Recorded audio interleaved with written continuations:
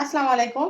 চলেন আজকে ঝটপট করে আমার রাত্রে এখন রান্না করব, ডিম ভুনা করব। সেটা খুব দ্রুত কিভাবে রান্না করতে হয় সেটা আপনাদের দেখাবো। হয়তো এই রেসিপিটা অনেকেই জানেন, আবার অনেকে জানেন না। এটা কিন্তু খেতে অনেক মজা হয়। তো এর জন্য আমার যা যা লাগবে আমি সব উপকরণগুলো এখানে নিয়ে নিয়েছি। রসুন বাটা, আদা বাটা, লবণ, জিরার গুঁড়া, ধনিয়ার গুঁড়া, ঝালের গুঁড়া, হলুদ গুঁড়া, গরম মশলার গুঁড়া, তেজপাতা, এলাচ, দারচিনি। এই হচ্ছে। আর লাগবে হচ্ছে পেঁয়াজ, তারপর সয়াবিন তেল, আর ডিম করবো চারটা ডিম। আর এখানে নিয়ে নিয়েছি চিনি। চিনিটা হচ্ছে এত দিব না, সামান্য টেস্টের জন্য আর কি। তো চলেন রান্নাটা শুরু করি। খুবই দ্রুত এবং খুবই মজাদার রান্না একটা। সবার প্রথমে একটা প্যান বসাই দিবেন, দিয়ে পরিমাণ মতো তেল। পরিমাণ মতো বলতে এখানে আপনার 3-4 টেবিল চামচ এরকম দিবেন, খুব বেশি প্রয়োজন নাই। তেলটা গরম হয়ে গেলে এর মধ্যে দিয়ে দিবেন পেঁয়াজ। এই পেঁয়াজের সাথে যেই এলাচ রেখেছিলাম দুটা, সেই এলাচ দুইটা, তেজপাতা আর হচ্ছে দারচিনিটাও দিয়ে দিলাম। এটা ভাজা ভাজা হয়ে গেলে আপনার পরবর্তীতে আর স্মেল ছড়াবে না। না হলে আপনি মশলা কষানোর মধ্যে দিলে ওই তেজপাতাটা যেখানে লেগে থাকে সেখানে স্মেলটা বেশি ছড়ায়। এই জন্য তেলের মধ্যে যদি ভেজে নেন তাহলে ওর স্মেলটা ওইভাবে ছড়ায় না। এখন আবার সবাই বলবে জ্ঞান দিতে আসছে, এটা আবার কে না জানে। হ্যাঁ, অনেকেই জানে, আবার জানেন দু একজন জানেও না। আমিও এমন এমন অনেক জিনিস আছে যেগুলো মানে যাদের ভিডিও দেখে ভাবি এই সহজ জিনিস আমি তো জানতাম না, আজকে প্রথম জানলাম। ওরকম আরও অনেকেই আছে, এই জন্য শেয়ার করা আর কি।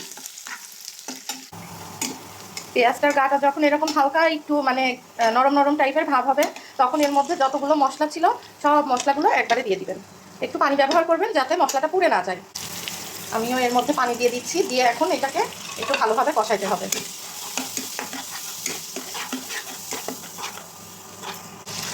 মশলাটাকে খুব সুন্দর করে নেড়ে চেড়ে একদম তেল ওঠা পর্যন্ত কষাবেন, যাতে মশলার যে একটা কাঁচা কাঁচা ফ্লেভার আছে সেটা যেন একদম চলে যায়। এই যে মশলাটা যখন কষাতে কষাতে একদম এই পর্যায়ে চলে আসবে, তখন এর মধ্যে সামান্য একটু ফুটানো পানি অ্যাড করে দিবেন। খুবই সামান্য, জাস্ট মানে এটা একদম ভাজা ভাজা হয়ে গেছে, সেই ভাজা ভাজাটা একটু দূর করার জন্য, তাছাড়া আর কিছু না। এবার চুলার আঁচটা একদম মিডিয়াম করে রেখে, এবার চুলার আঁচটা একদম কিন্তু মিডিয়ামে থাকবে, না হলে কিন্তু ডিমগুলো এভাবে করে ফাটিয়ে ফাটিয়ে এই যে এভাবে ছেড়ে দিবেন।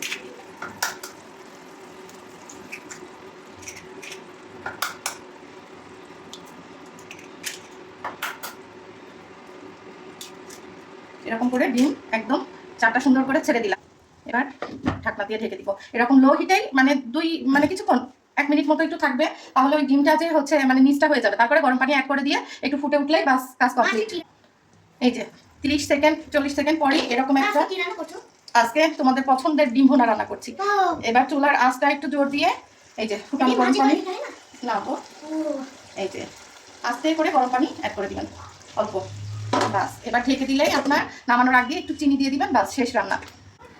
এই যে মাঝখানে এরকম অবস্থায় ঢাকনাটা তুলে একটু খুব সুন্দর করে এইভাবে করে একটু ঝাঁকা দিয়ে দিবেন। এগুলো মানে বেশি ঘাটাঘাটি করা যাবে না, দিয়ে আবার ঢেকে দিতে হবে। আপনারা যারা একটু শুকনো শুকনো খেতে চান তারা হচ্ছে আর একটু শুকিয়ে নেবেন, আর যারা হচ্ছে এরকম একটু ঝোল ঝোল খেতে চান তারা এরকম রেখে দিবেন। এই যে ডিমগুলো কিন্তু এরকম আস্তে আস্তে থাকবে, হ্যাঁ এরকম আস্তে আস্তে থাকবে, এরকম থাকবে। এবার এই পর্যায়ে সামান্য একটু টেস্টের জন্য চিনি অ্যাড করে দিলাম। আমার বাচ্চারা খাবে তো, আপনারা চাইলে নাও দিতে পারেন, অসুবিধা নাই। আমার বাচ্চারা খাবে বলে আমি একটু দিলাম। এই যে কমপ্লিট আমার রান্না। আমার বাচ্চারা ঝোল পছন্দ করে বলে এই পর্যায়ে নামাই ফেলতেছি, গ্যাসটা অফ করে দিলাম। এখন এটা সুন্দর করে, এই যে দেখেন ডিম ভুনা। আমি তো আপনাদেরকে ইনগ্রিডিয়েন্টসগুলো দেখাইছি বলে টাইমটা একটু বেশি লাগলো। সত্যি সত্যি 3 থেকে 4 মিনিটেই রান্নাটা কমপ্লিট হয়ে যায়। খুবই টেস্টও কিন্তু খুবই সুন্দর হয়, মাশাআল্লাহ, আলহামদুলিল্লাহ। তো সবাই ভালো থাকবেন, আল্লাহ হাফেজ।